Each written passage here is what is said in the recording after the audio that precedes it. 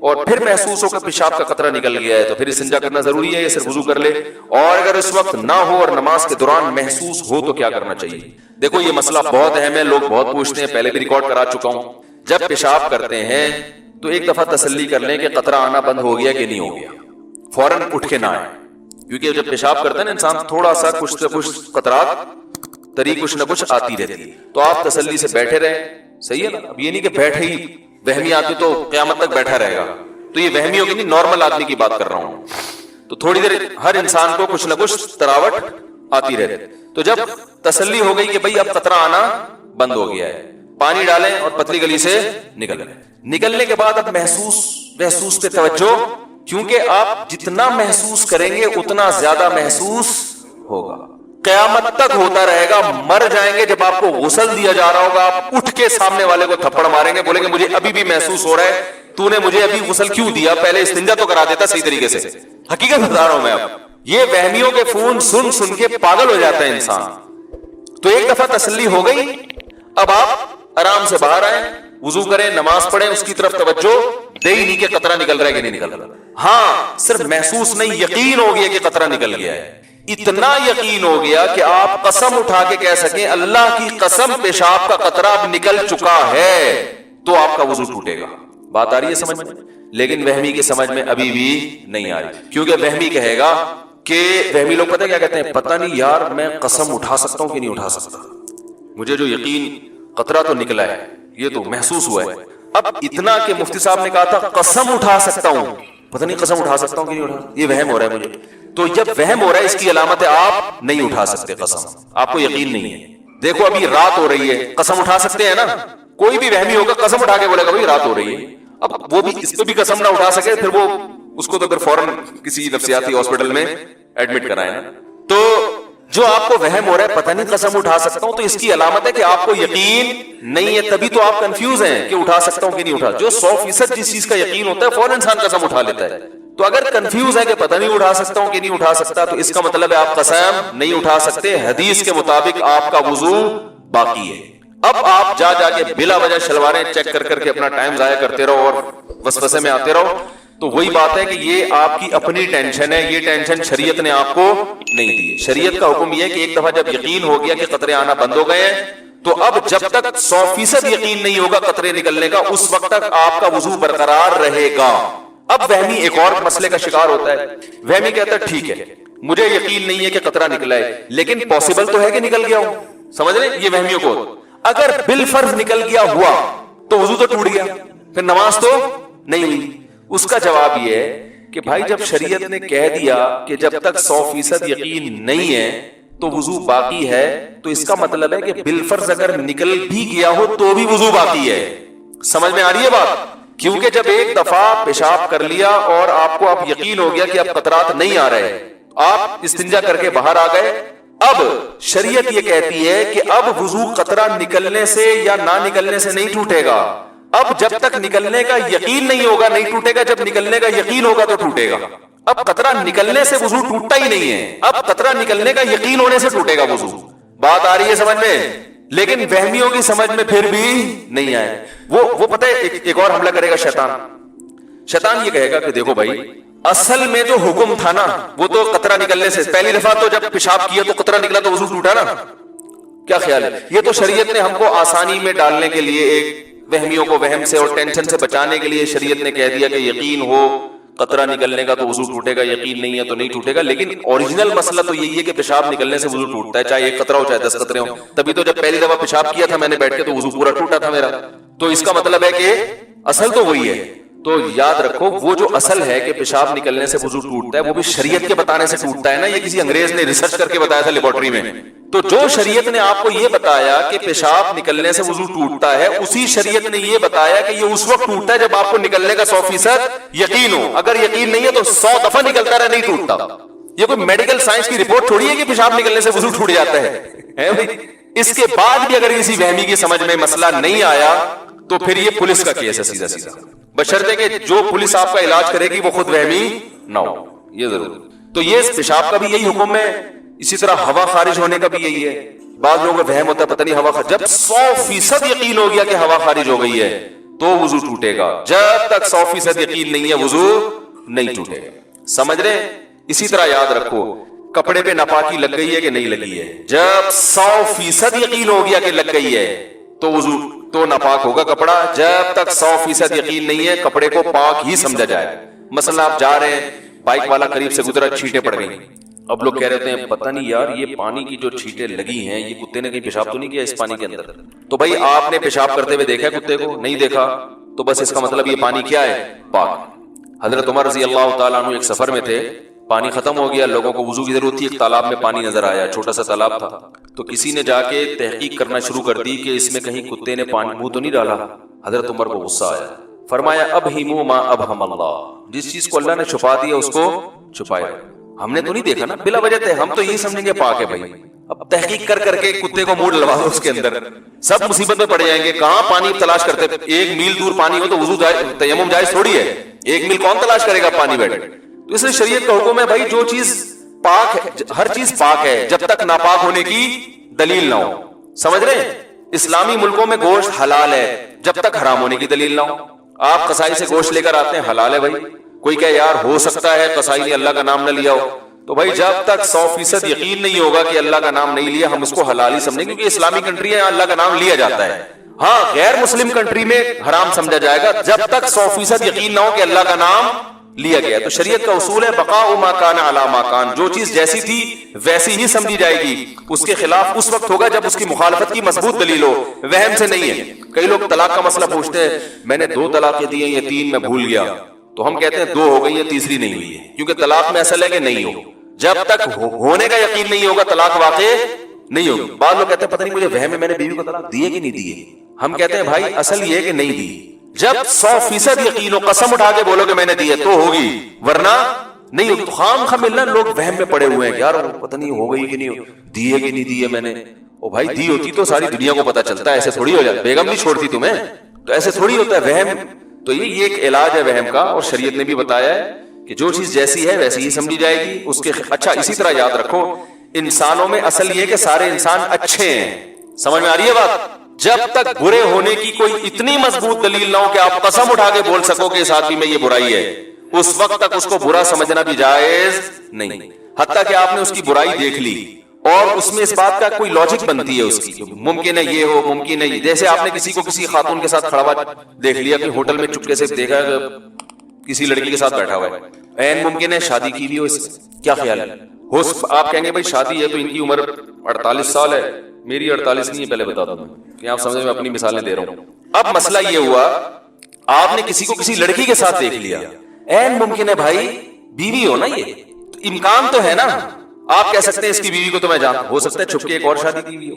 تو جب تک اچھے معامل پر اس کو پھیرنا ممکن ہے شریعت آپ کو بدگمانی کی اجازت نہیں دیتی. اور ہمارے ہاں سگی بیوی کے ساتھ بیٹھا ہوا ہوتا ہے, 2 بچے بھی ہوتے ہیں, بدگمان اڑتے ہیں یار کسی سے بھی پکڑ لیے ہوں گے لوگوں کو بیوقوف بنانے کے. کیا خیال ہے؟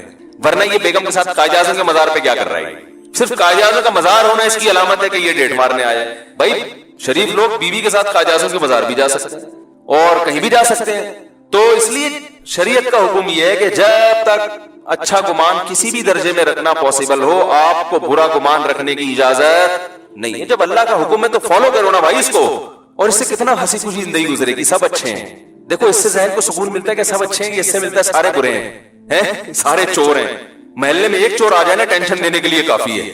جب آپ نے یہ گمان رکھ لی یہ بھی چور ہے, یہ بھی فراڈ ہے, یہ بھی 2 نمبر, یہ بھی ایسا, یہ بھی فلانا, یہ بھی, تو آپ تو سارا دن ٹینشن میں. تو ہمارے ہاں دین کا تصور یہ ہے کہ جو کام اللہ نے ہمارے ذمے لگایا ہے وہ کام تو کرنا نہیں ہے. سورہ معارج میں جو اللہ نے نیک بندوں کی صفات بیان کی ہیں, معاہدوں کی پابندی کرتے ہیں, نماز کی پابندی کرتے ہیں, بے حیائی سے بچتے ہیں, ان چیزوں پہ اجر ملے گا. اب یہ چیزیں ہیں نہیں, رسومات آ گئی ہیں, محرم کی الگ رسومات ہیں, سفر کی الگ رسمیں ہیں, ربیع الاول کی الگ رسمیں. تو ایموشنل ہو رہے ہیں ہم کہ نبی کی محبت میں, اہل بیت کی محبت میں, یہ تو اس سے ہم پہ تو اثر پڑتا ہے, ایک دوسرے کو ہم متاثر کر لیتے ہیں. اللہ تعالیٰ ان باتوں کی بیس پہ اللہ نے جو اصول اور ضابطہ بیان کیا, اللہ اصول ضابطے کو چینج نہیں کرے گا. اللہ کہے گا الحمد سے لے کے والناس تک جو اہل ایمان کی صفات میں نے بیان کی تھی ان کو تم نے فوکس کیا نہیں, دائیں بائیں جو مرضی کرتے رہو. تو اللہ پہ کوئی فرق نہیں پڑے گا اس سے, جو مرضی کرتے رہو. تو ہم لوگ بھی اللہ کو نا ایموشنل بلیک میلنگ کر رہے ہوتے ہیں. اللہ مجھے نبی سے اتنی محبت ہے, دیکھ میں نے اتنی پتیاں لگا دی اور حلوے بھی بانٹ رہا ہوں, کھلا بھی رہا ہوں, میں نبی کا عاشق, نبی سے محبت. اللہ کہے گا نماز 5 ٹائم پابندی سے پڑھی ہے, عقیدہ توحید کا تھا, صلہ رحمی کی, رشتہ داری جوڑی تو نے, معاہدوں کی پابندی کی, لوگوں کو تکلیف سے بچایا. نبی نے فرمایا وہ شخص مومن نہیں جس کی زبان اور ہاتھ سے دوسرے مسلمان محفوظ نہیں. راستے آپ نے بند کر دیے, لوگوں کو تکلیف ہی تکلیف. تو اب آپ جتنا بھی ایموشنل ہو جائیں, اچھلے کودیں, یہ کرتے رہے بھائی, خوب سمجھ لو, خوب سمجھ لو, اللہ کو آپ متاثر نہیں کر سکتے. اللہ وہ ان صفات سے متاثر ہوتا ہے جو صحابہ کرام کی تھی, ایمانداری سے تجارت, 5 ٹائم نماز, جو اللہ کے بتایا ہوا ذکر ہے وہ ذکر, اللہ کا بتایا ہوا درود وہ پڑھیں پابندی سے, اور معاہدوں کی پابندی کریں, لوگوں کو تکلیف سے بچائیں, انسانیت کے لیے خیر خواہ بنیں. پتہ ہے آپ کو ہمارے نبی صلی اللہ علیہ وسلم ممبر پہ بھی آپ کی جو خطبہ ہے نا, آپ کی جو تقریر ہے وہ بھی بہت ہی نرم لہجے میں ہوتی تھی. کبھی کبھار آپ کی آواز اونچی ہوتی تھی اور آپ کا ہاتھ اس سے زیادہ اونچا نہیں جاتا تھا. اس طرح جب آپ کسی بات کو جوش سے بیان کرتے تو ایسے بس. آج ہماری تقریریں دیکھ لو, ایک دوسرے کے خلاف فتوے بازی, غصے میں جھاگ نکل رہا ہوتا ہے, وہ بھی ویسا, وہ ایسا, وہ ایسا. لوگ مسجدوں میں بجائے اخلاق سیکھنے کے بد اخلاقی سیکھ کے جاتے ہیں. تو اس لیے بھائی اللہ کا دین جو ہے نا وہ اللہ نے بتا دیا یہ ہے, اس سے دائیں بائیں چلو گے تو تمہارا اپنا مسئلہ ہے. اپنے ضمیر کو مطمئن کرو گے, پھر کیسی کیسی گالیاں سوائے ابلیس کے جہاں میں سبھی تو خوشیاں منا رہے ہیں. یعنی جو ربی لوگ نہیں منا رہے سارے ابلیس ہو گئے. کسی مسلمان کو ابلیس کہنا, شیطان کہنا, یہ اللہ رسول کی تعلیمات ہے. یہ ظرف ہونا چاہیے مسلمان کا. سب کو ابلیس کہتے ہیں, جس کے گھر میں بتیاں نہیں ہیں وہ بھی ابلیس ہو گیا, پورا سعودی عرب ابلیس ہے, جو مکہ مدینہ ہے وہی ابلیس ہو گئے. کمال ہے یار. لوگ کہتے ہیں ابھی نجدیوں کی حکومت ہے, تو جب حکومت نہیں تھی تو کون سا مناتے تھے وہ؟ سعودی عرب میں تو کبھی بھی نہیں منایا جاتا. جب ترکوں کی حکومت تھی تو بھی ربیع الاول نہیں منایا جاتا تھا. یہ تو ہم لوگوں نے بنایا خود ہی, نئی چیز مارکیٹ میں لے آئے. محرم ہمارا پاکستان کا اسلام, محرم میں الگ ٹائپ کا, سفر میں الگ ٹائپ کا, ربیع الاول میں الگ ٹائپ. تو میں تو یہاں بیٹھا رہا ربیع الاول میں نا 12 تاریخ کو, مجھے لڑکوں نے بتایا آپ کو پتہ ہی نہیں شہر میں کیا ہنگامہ آ رہا ہے. میں نے کہا ہمیں تو نہیں پتا. یار آپ کو پتہ ہی, کوئی ایسا ہی مزہ آ رہا ہے. لوگ بتا رہے ہیں ایسا لنگر منگر بھی چل رہے ہیں, یہ بھی چل رہا ہے, وہ بھی چل رہا ہے, اور کیا کچھ ہو رہا ہے. کہہ رہے ہیں آپ کو پتہ ہی نہیں. تبھی ہمیں لوگ کہتے ہیں خشکے وہابی, خشکے وہابڑے, خشکے, کوئی عشق مشکی نہیں ہے. یہ تو بھائی قیامت میں پتہ چلے گا کس کو کس سے اللہ کے نبی سے محبت ہے نہیں ہے. ہم نہیں کہہ رہے ہم باعمل ہیں, ہمارے تو عیبوں پہ اللہ نے پردہ ڈالا ہوا ہے. ہو سکتا ہے آپ زیادہ عشق رسول آپ کے اندر زیادہ ہو تو, لیکن آپ کے کہنے سے اللہ آپ کو عاشق نہیں مان لے گا. آپ کے اپنے طریقے سے, جس کو پشتو میں کہتے ہیں اخفل طریقہ, اللہ کے ہاں ہمارا اخفل طریقہ نہیں چلے گا. اللہ نے جو بتا دیا, صحابہ کو فالو کرو, تابعین کو فالو کرو, نبی کو فالو کرو ان کے طریقے پہ. تو بھائی انہوں نے کوئی ربیع الاول نہیں منایا, نہ انہوں نے محرم کے تعزیے نکالے, نہ چپ تعزیہ, ایک نیا تعزیہ آیا مارکیٹ میں چپ تعزیہ, نہ تلواروں والا تعزیہ, نہ چپ تعزیہ, نہ ربیع الاول, نہ حلوے, نہ رجب کے کوڑے موڑے, سب غلط ہے بھائی, سب غلط. آپ ہم کو خشکا بولو یا کچھ بھی بولو, پھر میرے پہ طنز کیا ہوتا ہے یہ وہابڑے کو تو شادیوں کے علاوہ کچھ آتا ہی نہیں ہے. نہ آتا ہوتا نا شادیوں کے علاوہ کچھ, تو یہ بھی بہت بڑی فضیلت تھی میں کہتا ہوں, کیونکہ شادیاں کرانے پہ ڈال دیا لوگوں کو. کتنی عورتوں کے گھر بس گئے بھائی, حرام کاریوں سے بچ گئی, وہ زنا سے بچ گئی, یتیم بچوں کو سہارا مل جاتا ہے. کچھ نہیں کرتے, شادیوں پہ ہی ڈال دیتے. یار یہ اس سے بہتر تھا. نبی کی کسی سنت پہ تو عمل ہوتا نا. 9 بیویاں نبی نے رکھی ہیں, ایک کنواری باقی بیوہ, طلاق یافتہ بیوہ, تو یتیم بچوں کو پالا ہے. وہ کام ہم سے دلے گا ہوتا نہیں ہے, وہ دوسری کر کے دکھائے. نبی کی محبت میں کلابازیاں کھاتا رہے گا, اچھلتا کودتا رہے گا, ایک حلوے کھا لو, لڈو کھا لو. اس کو بولا تیری خاندان میں ایک بیوہ ہو گئی, تو کر لے. تپڑ ہے تو تپڑ ہی نہیں ہوتا. شادیاں تھوڑی نبی سکھا کے گئے ہیں. صرف شادیاں نہیں سکھائی نبی نے, بہت سارے کام سکھائے ہیں, لیکن ان بہت سارے کاموں میں ایک کام شادیاں بھی ہے. شادیاں بھی ہے تو بہت سارے کاموں کی ہم ترغیب دیتے ہیں, خالی شادیوں کی نہیں دیتے. تو میری ذات سے تو بھائی جو مرضی کرو, میں تو شریعت بیان کر رہا ہوں, میں کون سا کوئی اپنے آپ کے نیک ہونے کا دعویٰ کر رہا ہوں. اچھا, تو یہ ایک اہم بات تھی جو میں نے بتانی تھی. ایک اور اہم بات اس میں یہ بھی ہے کہ میں بار بار اس ٹاپک پہ بولتا ہوں, پھر میں بیان سے ہٹوا لیتا ہوں. ابھی جو میں بول رہا ہوں ہٹواؤں گا نہیں, جانے دوں گا اس کو. صحت بنانے میں بھی آج جو بیان ہوا نا, اعتدال ہے نا, اجملوا فی الطلب ہے, تو یہ پیسے کے بارے میں حدیث, لیکن جنرلی ایک اصول ہے. آج جو پورا بیان ہوا کہ اسباب بھی اختیار کرنے, لیکن وہ اسباب بھی اعتدال سے. پاگل نہیں ہو جانا ان اسباب کے پیچھے, کیونکہ اسباب پہ نتیجہ مرتب کرنا کس کا کام ہے؟ بولو, اللہ کا، آپ کی محنت سے نہیں ہوگا، ہوگا اللہ کے ارادے سے۔ اس لیے ہم تو شریعت کا حکم ہے اسباب اختیار کرتے ہیں، اور شریعت نے ہمیں کہا ہے اسباب میں غلو مت کرو۔ غلو سمجھتے ہیں؟ تھوڑی گاڑی اردو ہے نا، یعنی اعتدال سے تجاوز مت کرو، لمٹ کراس مت کرو۔ جیسے کمانا ضروری ہے، جو نہیں کماتا اور توکل کرتا ہے گنہگار ہوگا، لیکن کمانے میں صبح و شام کمانے کی فکر اور سمجھتا ہے میرے کمانے سے ہی پیسہ ملے گا، اللہ کے ارادے کا دخل نہیں ہے، تو یہ کافر کی سوچ ہے۔ اعتدال سے کمانا ہے، صحت کا خیال۔ تو آج کل اس میں ایک اہم چیز یہ بھی ہے کہ صحت کے حوالے سے نا لوگ دو طرح کے طبقے ہیں، یا تو صحت کا بالکل خیال نہیں کرتے اور اس میں اللہ پہ توکل کرتے ہیں۔ تبھی آپ دیکھو مسلمانوں میں موٹاپا کتنا زیادہ آ گیا۔ میں جب جاپان گیا نا ایک چیز دیکھ رہا تھا، ان کی صحتیں دیکھ رہا تھا، سارے سلم اسمارٹ، کوئی ایک بھی توند والا موٹا نظر نہیں آیا گینڈا۔ میں کہتا تھا یار ایسے تو ہمیں ہونا چاہیے تھا نا، لیکن جب میں یہاں آیا میں نے لوگوں سے کہا کہہ رہے ابے اس سے کچھ نہیں آتا، یہ سب ڈاکٹروں کی بنائی ہوئی، کھاؤ پیو بندہ کھاتا پیتا مرتا اچھا لگتا ہے، ابے یہ سب دے ابے ابے کر کے نا، تو یہ غلط ہے۔ ہمیں اسباب اختیار کرنے کا اللہ کی طرف سے حکم ہے۔ جب ہم دیکھ رہے ہیں صبح و شام بلڈ پریشر شوگر ایک کامن بیماری بن چکی ہے، سب مر رہے ہیں اس میں، ڈائلیسس کے پیشنٹ کو جا کے دیکھو، چھوٹی چھوٹی عمروں میں ہارٹ اٹیک ہو رہے ہیں۔ زندگی سے بڑی کوئی نعمت ہے؟ اسلام نے بھی سب سے بڑی نعمت زندگی کو قرار دیا ہے۔ پیسہ اور زندگی اگر ہو تو اسلام کیا کہتا ہے؟ کس کو بچاؤ؟ زندگی کو۔ فقہا نے یہاں تک بیان کیا اگر آپ بھوک سے مر رہے ہیں اور آپ کو کوئی روٹی نہیں دے رہا، آپ چوری بھی کر سکتے ہو جان بچانے کے لیے، چوری کو حلال کر دیا جان بچانے کے لیے۔ ہاں اس نیت سے چوری کرو گے کہ جب پیسہ کماؤں گا تو اس کو روٹی کے پیسے دے دوں گا میں، لیکن اس کو بھی حلال کر دیا شریعت نے۔ سب سے وہاں یہ توکل جائز نہیں ہے، میں چوری نہیں کروں گا بھلے مر جاؤں بھلے مر جاؤں، غیرت کے ساتھ مروں گا میں، نہ بھائی اللہ کہتا ہے جان بچا پہلے۔ تو اسلام میں دنیا کی نعمتوں میں سب سے بڑی نعمت کیا ہے؟ زندگی۔ تبھی سب سے بڑا جرم اسلام میں انسانی قتل ہے۔ سب سے بڑا جرم کون سا ہے؟ انسانی جان کا قتل۔ جرم کیوں ہے؟ اس لیے کہ قتل کرنے کو سب سے بڑا ظلم قرار دیا گیا کہ زندگی چھین لی آپ نے اس سے۔ تو قتل دو طرح کا ہوتا ہے۔ اچھا، اپنے آپ کو قتل کرنا، علماء نے لکھا ہے دوسرے کو قتل کرنے سے بھی بڑا جرم ہے، یعنی خودکشی جو ہے نا یہ کسی دوسرے کو قتل کرنے سے بھی بڑا جرم ہے، اس کی سزا اس سے بھی زیادہ سخت ہے، عام قاتلوں سے زیادہ، کیونکہ سب سے پہلے آپ پر کس کا حق ہے؟ اپنا، تو آپ نے اسی کو ضائع کر دیا۔ تو خودکشی کی دو قسمیں ہوتی ہیں، ایک کھا کر کے مار دینا، ایک پیزے برگر کھا کے مار دینا اپنے آپ کو۔ کیا کھا کے مار دینا؟ بولو، بولتے کیوں نہیں؟ پیزے برگر کھا کے بھی مارتا ہی یار، وہ بھی سلو پوائزن ہے۔ رات کو 12:30-1 بجے جب آپ قورمہ کھاؤ گے، وہ بھی ڈیزل میں پکا ہوا، ہوٹلوں میں جو ہوتے ہیں وہ ڈیزل ہی کے ہوتے ہیں، اللہ ماشاءاللہ کچھ ہوٹل ایسے ہوتے ہیں، ڈیزل میں پکے ہوئے جب آپ کھاؤ گے اور 12:30 بجے آ کے نان کے ساتھ، وہ بھی نان کے ساتھ جب آپ کھا کے سو گے، تو اس کا مطلب آپ اپنی قبر اپنے ہاتھوں سے کھود رہے ہو۔ یہ میں بار بار اس لیے بتاتا ہوں کہ دیکھو ڈاکٹروں کی بھی لوگ سنتے ہیں، لیکن کچھ ہمیں بھی تو سن رہے ہوتے ہیں نا، تو ہمارے لسنر بھی تو جو مجھے سنتے ہیں ان کو بھی تو تھوڑا سا احساس ہونا، کیونکہ صرف اس کا میڈیکل سائنس سے تعلق نہیں ہے، اس کا تعلق کس سے ہے؟ شریعت سے ہے، اللہ رسول کے احکامات سے ہے۔ تبھی تو ہمارے نبی صلی اللہ علیہ وسلم دنیاوی علوم کے لیے نہیں آئے تھے، پھر بھی آپ نے میڈیکل سائنس کی کچھ چیزیں بتائی ہیں صحت کے حوالے سے، حالانکہ آپ کا ٹاپک انسانی صحت بولو نا نہیں تھی، پھر بھی آپ نے انسانی صحت کی کچھ باتیں بتائی ہیں کہ کلونجی میں شفا ہے، اور سنا مکھی کے بارے میں، اور بہت ساری چیزوں کے بارے میں جو ہمیں حدیثوں میں ملتا ہے، شہد کے بارے میں قرآن میں کہ شفا ہے۔ کیوں؟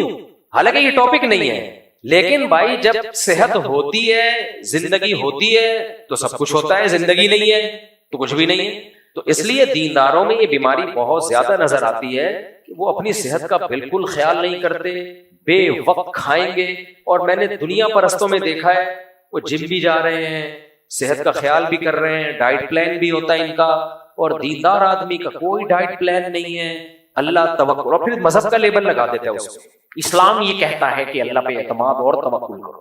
تو آپ کو پتا ہے 40 سال کے بعد ہر دوسرا تیسرا آدمی شوگر کا مریض ہے یا نہیں ہے؟ بولو، ہر دوسرا مریض بلڈ پریشر کا مریض ہے یا نہیں ہے نا؟ اس کا مطلب آپ بھی ہو جاؤ گے۔ آپ کیا مریخ سے آئے ہو؟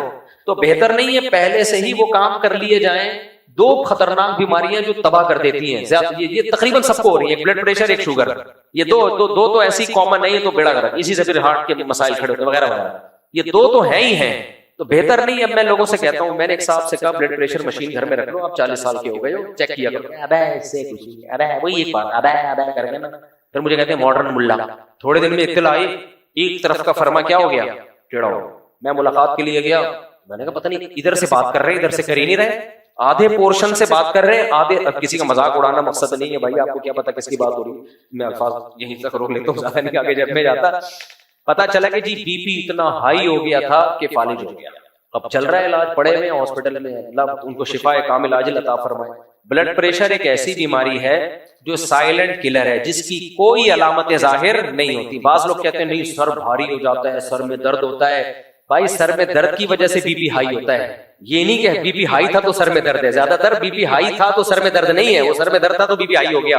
تو سر کا درد بھی کوئی علامت نہیں ہے بی پی ہائی ہونے کی. ہنستا کھیلتا 4 شادیوں کی باتیں کر رہا ہوگا اور بی پی اس کا شوٹ کیا ہوا ہوگا, این ممکن ہے 4تھی شادی ہو رہی ہے, خوشیاں منا رہا ہوگا, لیکن بی پی کہاں ہوگا. ایسی خطرناک. اور اپنے ریلیٹو میں ہم نے دیکھا ہے, یہ صرف ڈاکٹروں کی بات نہیں ہے. تو جب یہ بیماریاں ہم پہ آ چکی ہیں, اچھا لوگ کہتے ہیں شوگر تو انہیریٹڈ ہے, وہ تو موروثی ہے. بہت کم موروثی ہے, پہلے اتنی نہیں ہوتی تھی. اگر موروثی ہوتی تو ہمارے سب باپ دادوں کو ہوتی نا, بہت کم. اب تو ہر دوسرے تیسرے کو شوگر ہو رہی ہے. اس کا مطلب کوئی جرم ہے نا جو ہم کر رہے ہیں, لیکن اس جرم کو جرم ہی نہیں سمجھ رہے. مجھے ایک بات بتاؤ, اللہ کے حبیب صلی اللہ علیہ وسلم کے سامنے کافر قوم آئے, جیپنیز, جو کافر کے بچے, پٹھان لوگ کافر کو بولتے ہیں کافر کا بچہ. وہ کیا ہے, کافر کے بچے. وہ ایسے سلم سمارٹ, خوراک بھی ان کی مناسب, یہ نہیں کہ بیٹھ رہے ہیں تو کھائے جا رہے ہیں. اور ایک طرف مسلمان آئے ہم جیسے, سب عجیب سے, کوئی شوگر کا پیشنٹ, کسی کے گردے جواب دے گئے, غفار کے گردے تلاش کر رہا ہے وہ کہ یار کوئی گردے ڈونیٹ کر دے مجھے, اور نہ چلا جا رہا ہے نہ ہلا جا رہا ہے, 2 منٹ چلتا ہے تو سانس پھول جاتا ہے, اور پھر پیر بھی بنا ہوا ہے. تو پیغمبر صلی اللہ علیہ وسلم کو افسوس نہیں ہوگا جو میری امت تھی جن میں ایسے لوگ پیدا ہوئے جو گھوڑوں سے تیز دوڑ لیا کرتے تھے. سلمہ ابن اکوا گھوڑے سے تیز دوڑ لیا کرتے تھے. یہ امت تو برگر پیزے کولڈ ڈرنک کھا کے آڑے ترچھے ہو گئے, اور ان کو دیکھو یہ کیسے. تو آپ کی اپنی اولاد سلم آڑی ترچھی ہو, اور آپ کے دشمن کی اولاد ایسی زبردست خوبصورت, آپ کو غصہ آئے گا کہ نہیں آئے گا؟ آپ اپنے بچے کو چپیڑ لگاؤ, کمبا وہ دیکھ جمشید جو میرے پیسے کھا کے بیٹھا ہوا ہے, اس کے بچے دیکھ, اور تو اپنی صحت دیکھ, چلا نہیں جاتا تجھ سے. یا تو وہ بھی ایسا ہی ہوتا نا, ہم کہتے ہیں چلو سبھی ایک ہی جیسے. کہتے ہیں سب سے پہلا امپریشن جو آپ کا پڑتا ہے نا دوسرے پہ, وہ آپ کی پرسنالٹی کا پڑتا ہے. مسلمانوں کی پرسنالٹی من حیث القوم اچھی نہیں ہے. ہماری پرسنالٹی بتا رہی ہوتی ہے کہ یہ کوئی اچھی قوم نہیں ہے, یہ کمبخت, پھوڑنے پھاڑنے کے علاوہ دنیا میں کچھ بھی, یہ باتیں منہ کے فائر کرنے کے علاوہ یہ کچھ بھی بولو نہیں. منہ کے فائر دیکھ لو, ہر آدمی ایسا بڑا سائنٹسٹ بنا ہوا پھینک رہا ہوگا فلسطین ایسے آزاد کرانے ہیں, یہ میرے پاس ایک فارمولہ ہے, اس سے فلسطین آزاد ہو جائے. ہم یہ کرتے ہیں, ہم خلافت, ہم پاکستان میں ایک سسٹم, نیا سسٹم لے کے آ رہے ہیں. کیسے لا رہا ہے, کیسے خلافت لا رہا ہے, نیا خلیفہ کون ہوگا؟ وہ آدمی جس کو کوئی عورت شادی کرنے کے لیے تیار نہ ہو, وہ خلیفہ نامزد کیا ہوا ہوتا ہے. یہ خلیفہ بغاوت اور پھر یہ وغیرہ وغیرہ. بھائی ایسے نہیں ہوتی, قوموں کی تقدیریں ایسے نہیں بدلتی ہیں. میں نے ابھی پورا بیان اس پہ کیا نا, یہ دنیا دار الاسباب ہے. یہاں جو اسباب اختیار کرے گا وہ کامیاب ہوگا, جو اسباب اختیار نہیں کرے گا وہ زمین میں دھنستا چلا جائے گا. تو اس لیے میرے بھائی یہ بھی ہمارے مذہب کا حصہ ہے. میں نے خدا کی قسم اپنے بزرگوں کو دیکھا ہے جو واقعی نیک ہیں, ایسی خاندانی صحت ہے ان کی, ایسی خاندانی صحت ہے. میرے شیخ حضرت مفتی رشید احمد صاحب رحمہ اللہ تعالی, کیسے ان کا کھانے پینے کا, یہ تھوڑی جو آ رہا ہے کھایا جا رہا ہے. ایسے بھی ہم نے مولانا لوگ دیکھے, شادی میں گیا ایک مولانا صاحب کے ساتھ, غیبت اس لیے نہیں, کسی کو کیا پتا کس کی بات ہو رہی ہے. میں گیا, ہاں ماشاءاللہ انہوں نے پھوڑا ہے, پہلے تافتان کھائے, پھر بریانی پھوڑی, پھر اتنا میٹھا بھر کے کھایا انہوں نے, اور رات کے 11:30 بجے میں ان کو دیکھ رہا تھا. کہتے ہیں اللہ کا دیا ہے رزق ہے یار, کھاؤ. تو اور ماشاءاللہ گول بھی فل ہو گئے تھے. ابھی اطلاع کہ ان کو سخت قسم کی شوگر ہو گئی ہے, کھا نہیں سکتے بیچارے. میں تعریف میں نہیں کہہ رہا, میں بھی انہی کے ساتھ بیٹھا ہوا تھا, مجھے اب تک شوگر نہیں ہوئی. ہو بھی سکتی ہے, یہ تو اللہ کے ہاتھ میں ہے بھائی, بیٹھے بیٹھے کچھ اٹیک ہو سکتا ہے, کچھ بھی ہو سکتا ہے, کچھ بھی ہو سکتا ہے کسی کو. میں یہ نہیں کہہ رہا کہ کوئی کچھ نہیں ہے, تو ہو سکتا ہے ابھی جاؤں تو بی پی ہائی ہو چکا ہو یا شوگر کی بیماری ہو چکی ہو, مجھے لائے گی, تو اللہ کے کام ہے. لیکن اللہ نے ہمیں حکم دیا ہے ہم خود سے حماقت نہ کریں. اس لیے مجھے افسوس ہوتا ہے خاص طور پہ دینداروں کو دیکھ کے, یہ جو ہمارا طرز زندگی ہے, خدا کی قسم اسے دیکھ کے کوئی غیر مسلم کبھی بھی مسلمان نہیں ہوگا. وہ کہے گا ان سالوں کو کھانے پینے کی تمیز نہیں ہے, سونے جاگنے کی تمیز نہیں ہے, یہ ہمیں بتائیں گے کہ کیسے زندگی کیسے گزاری ہے. اپنی زندگی تو تم ٹھیک کر لو, تو ہم اسلام کو بدنام کرنے دنیا میں. تو اس لیے چند باتوں کا خیال کر لینا چاہیے ہمیں, میرا خیال ہے. تو اس لیے وہ چند باتیں جو تو ڈاکٹروں کی یوٹیوب پہ بھرے ہوئے ہیں, پھینک بھی رہے کچھ لمبی, کچھ صحیح باتیں بھی کر رہے ہیں, ہر طرح کے ڈاکٹر مارکیٹ میں چل رہے ہیں, لیکن کچھ زندگی کے اصول اختیار کر لینے چاہیے. اور وہ اصول یہی ہیں جو تمام ڈاکٹروں کا جس پر اتفاق ہے. ڈاکٹروں کے بھی بہت سارے فرقے ہیں. ڈاکٹروں میں گرین چینل والے بھی ہوتے ہیں جو کہتے ہیں سب کچھ کھاؤ. ڈاکٹروں میں دیوبندی مکتبہ فکر کے بھی, ڈاکٹری میڈیکل سائنس میں دیوبندی مکتبہ فکر بھی ہے جو تھوڑا کہتا ہے کہ نہیں سب کچھ جائز بھی نہیں ہے لیکن سب کچھ حرام بھی نہیں ہے. ڈاکٹروں میں اہل حدیث ٹائپ کے بھی ہوتے ہیں, وہ کہتے ہیں سب بدعت. ان کی خوراک ایسے ہوتی ہے 2 انڈے ہاف بوائل, وہ کیٹو ڈائٹ والے ڈاکٹر, یہ بھی نہیں کھانا, یہ بھی نہیں کھانا, یہ بھی نہیں کھانا. اس سے آپ پوچھے کھانا کیا ہے تم یہ بتا دو خالی. اور پھر وہ ایک ڈاکٹر کا میں کل کلپ دیکھ رہا تھا کہ اس نے کہا ڈاکٹر صاحب میں کتنا میٹھا کھا سکتا ہوں. اس نے اتنا سا میٹھا بتایا, میں نے کہا بھائی میرا دل چاہا میں اس پہ کمنٹ لکھوں, مت کریے تکلف. ڈاکٹر نے کہا سارا دن میں آپ 2 کھجوریں کھائیں. سارا دن میں کتنی؟ 2 کھجوریں, بس اس سے زیادہ میٹھا نہیں کھایا. اور یہ شوگر کے مریض کو نہیں سمجھا رہے, نارمل آدمی کو ڈاکٹر صاحب سمجھا رہے. اور ڈاکٹر صاحب مزید کچھ اجتہاد کر کے آپ کچھ مزید ڈیپ میں جا کے بھی کچھ نکالے, تو ڈاکٹر نے ڈیپ میں جا کے ملائی بھی کھا سکتے ہیں بغیر چینی کے.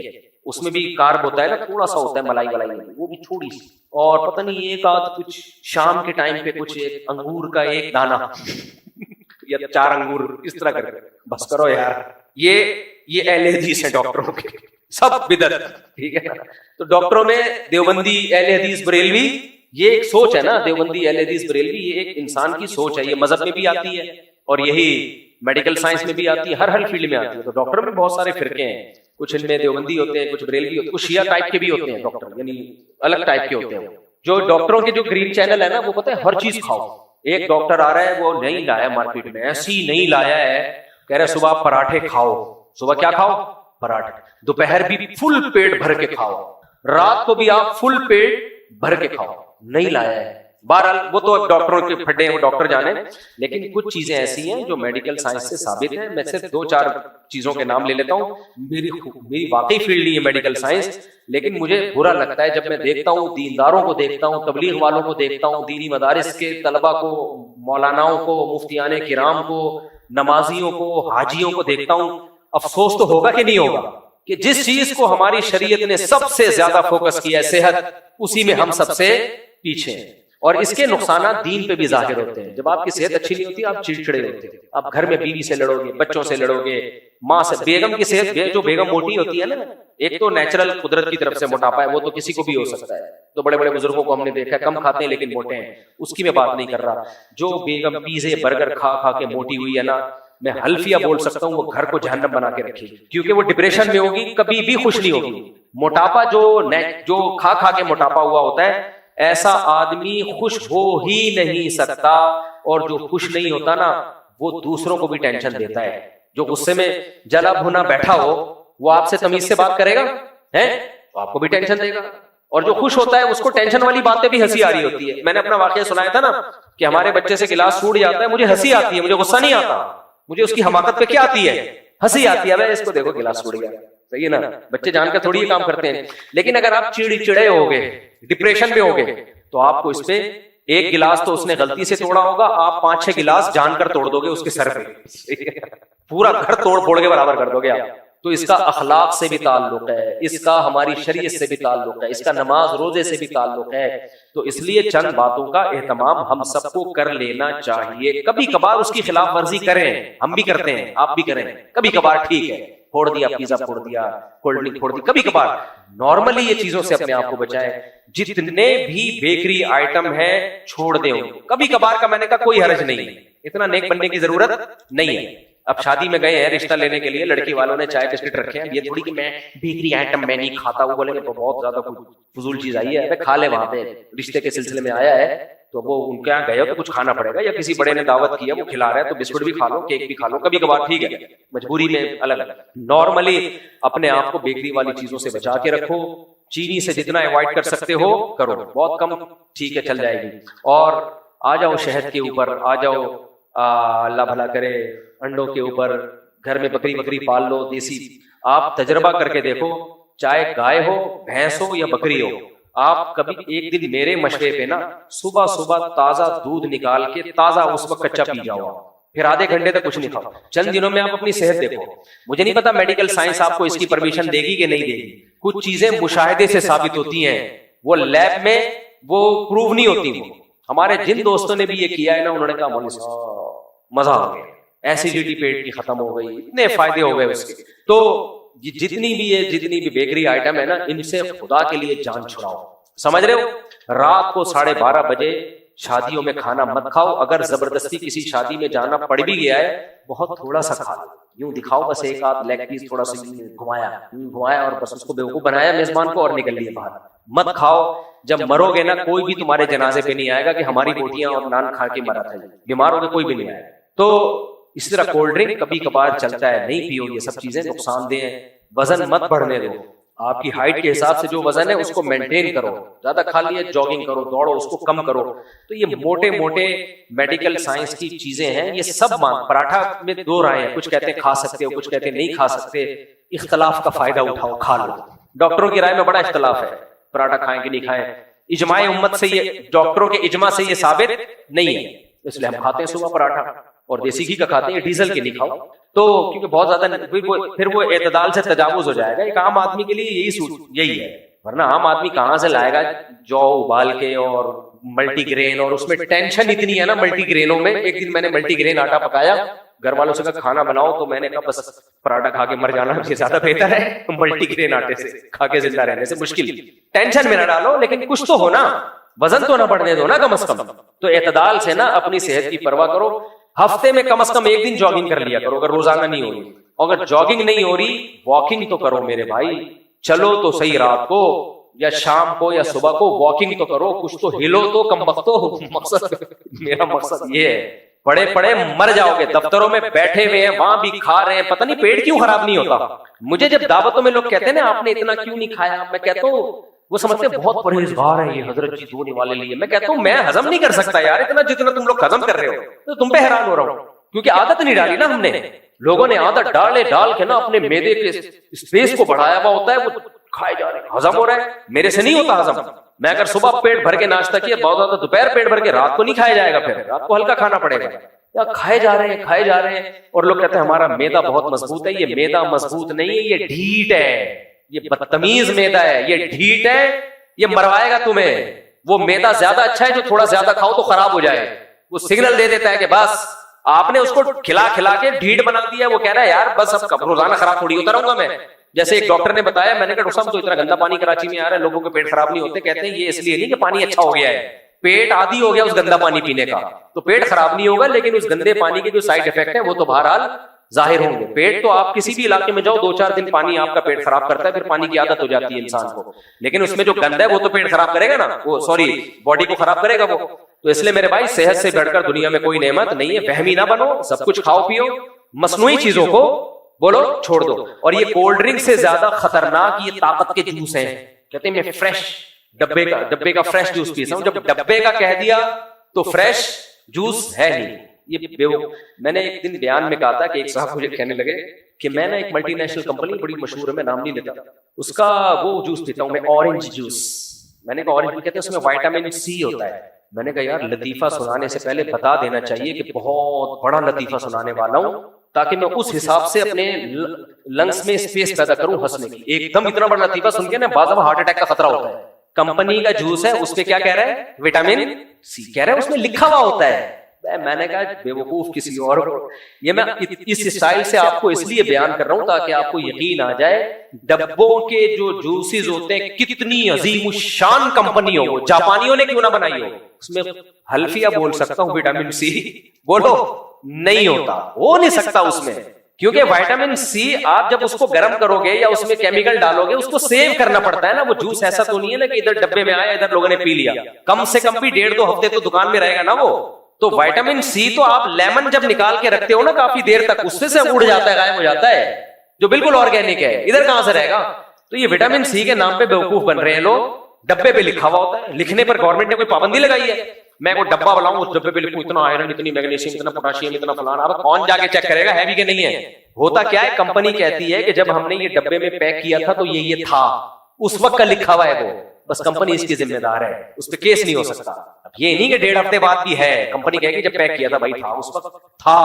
جیسے ایک آدمی کو عادت تھی چیزوں کو ٹھوکر مار کے پوچھتا تھا یہ کیا ہے, تو ایک بیچارہ جو ہے وہ گاؤں کا آدمی شیشے کے برتن لے کے جا رہا تھا پوٹلے میں باندھ کے, تو اس سیٹھ نے اس برتن کو اس کو نہیں پتا تھا سیٹھ صاحب کو کہ اس کے اندر شیشے کے برتن ہے, اس نے اس پوٹلے پہ زور سے ٹھوکر ماری پاؤں کی, بولا اس میں کیا ہے, کہہ رہے ہے نہیں, تھا اب نہیں.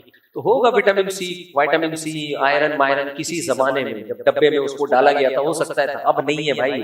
میرا گلا بہت سینسیٹیو ہے, پیٹ بھی, مجھے لیب ٹیسٹ کرانے کی ضرورت نہیں پڑتی کسی جوس کی, گلا میرا فوراً بتا دیتا ہے کہ 2 نمبر چیز ہے. کچھ لوگوں کو اللہ نے کچھ دیے ہوتے ہیں ایسے سینسر لگائے ہوئے, کتنی ہی اچھی کمپنی کا جوس ایک گلاس بھی پی لوں میرا گلا اور پیٹ بھی بتا دیتا ہے کہ غلط چیز گئی ہے پیٹ میں. لیکن آپ یہ فریش جوس پیو, گنے کا جوس بھی پی لو نا, حالانکہ اس میں بھی اوٹ پٹانگ چیزیں ڈالی جا رہی ہے, پھر بھی وہ ان پیکنگ کی جوسوں سے اچھا ہے وہ جو کمپنی پیک کر کے آپ کو پلا رہی ہے. اول تو جوس پیو ہی نہیں, چاہے کوئی بھی جوس ہو, چاہے آرگینک ہی ہو.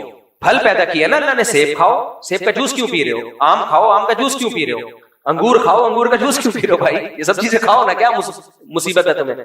تو اس لیے یہ ڈبے ببے سب چھوڑ دو, یہ سب بیوقوف بنانے کی. ایک ڈاکٹر کی بات کر رہا ہوں, آپ لوگ کہیں گے مولوی صاحب کیوں میڈیکل سائنس کی باتوں میں گھس رہے ہو, بھائی ڈاکٹر کی بات کر رہا ہوں, بڑے ڈاکٹر. انہوں نے کہا جس چیز کا بھی ایڈ چل رہا ہے نا ٹیلی ویژن پہ کہ یہ کھاؤ, جس چیز کا بھی ایڈ چل رہا ہے اس کو کبھی بھی مت کھاؤ, کیونکہ ایڈ یہ مونیٹائز ہوتا ہے, کمپنی اس کے پیسے دیتی ہے, تو ایڈ چلا کے وہ کمپنی پھر اپنے پیسے اپنی پروڈکٹ بکوا کے وہ پورے کرتی ہے.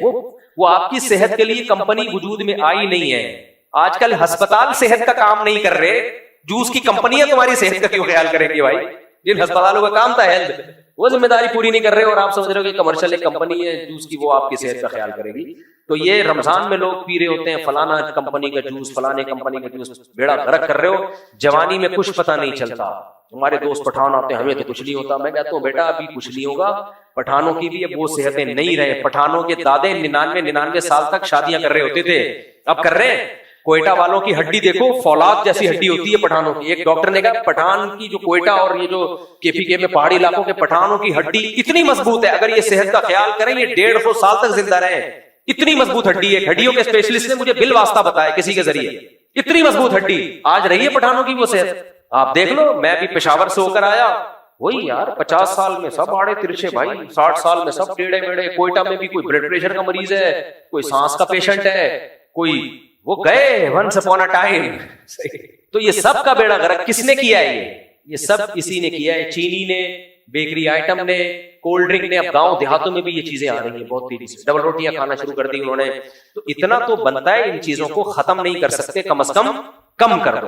کیا خیال ہے بھائی, غلط تو نہیں کہہ رہا, نان مان مت کھایا کرو. میں سے تو ہمارے ابا کو ایک دن کسی نے ڈبل بریڈ دے دی, ڈبل روٹی. ہمارے ابا گاؤں دیہاتوں کے پلے ہوئے, وہ روٹی کھانے کے عادی تھے, ان کو کسی نے دی ڈبل روٹی. حالانکہ پاکستان نیوی میں تھے اور پوری دنیا گھومی, ایسے دیسی نہیں تھے کہ دنیا کا پتہ ہی نہ ہو. ساری دنیا کا کوئی ملک نہیں چھوڑا انہوں نے سوائے چین اور آسٹریلیا کے. کہتے مان ہی گئے, باقی پوری دنیا میں ٹریولنگ, ڈبل روٹی نہیں کھاتے تھے. ایک دن مجھے یاد ہے والدہ نے دے دی کہ کھا لیں. والد صاحب جب گھمائے نا منہ میں چپڑ جاتی ہے ڈبل روٹی, ایسا ہی ہوتا ہے نا.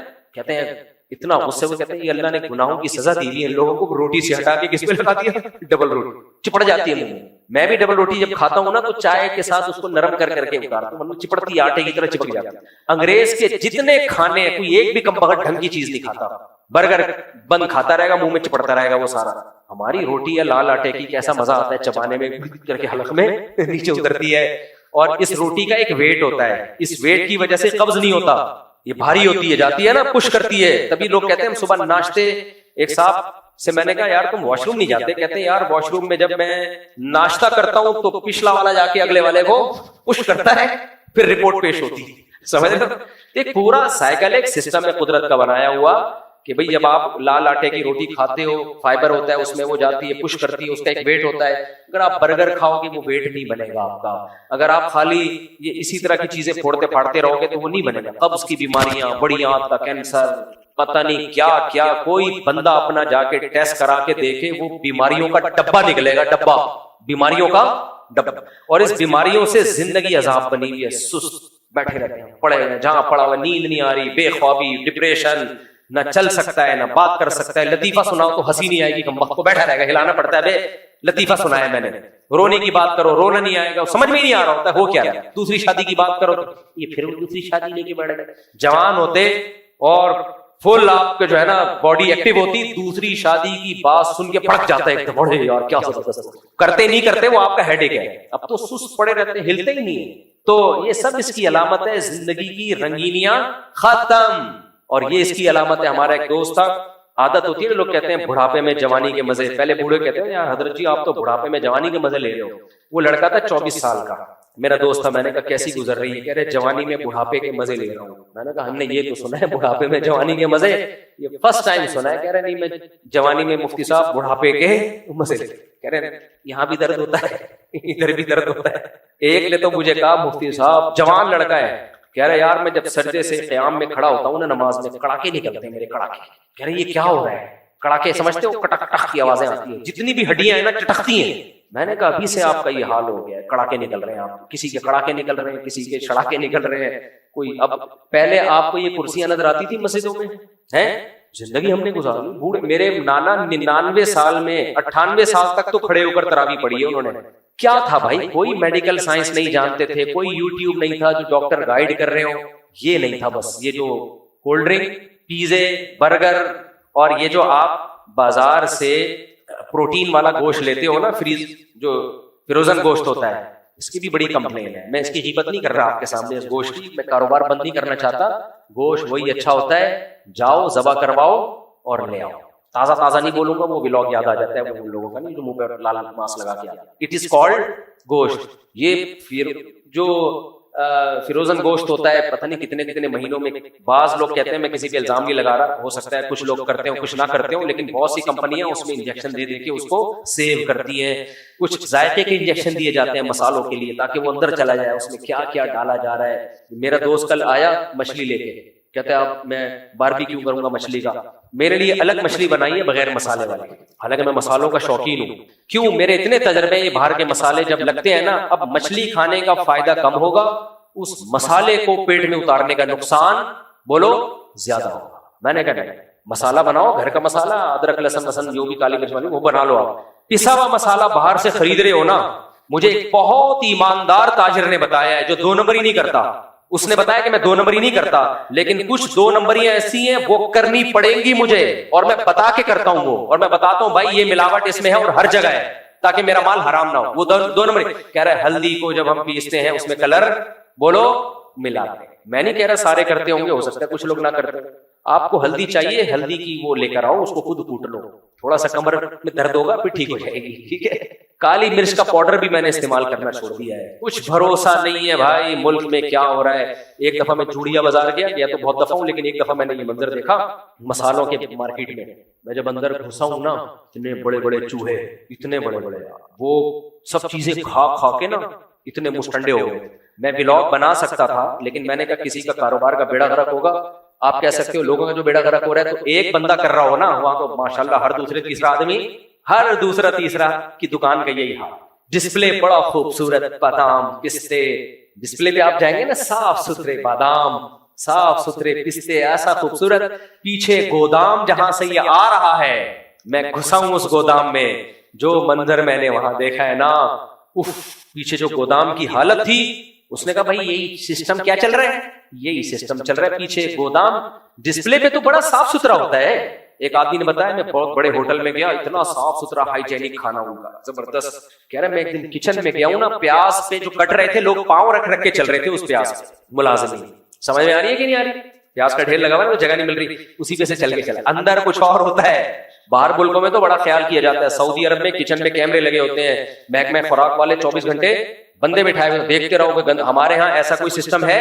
بولو کہیں کوئی کیمرہ دیکھا آپ نے؟ ہمیں تو سامنے جو نظر آ رہا ہے، مسالوں میں کیا ڈل رہا ہے کچھ پتا نہیں ہے. میں نے ایک دفعہ بیان میں کہہ دیا تھا کہ ہمارے مسالے بیرون ملک پابندی ہے ان پہ.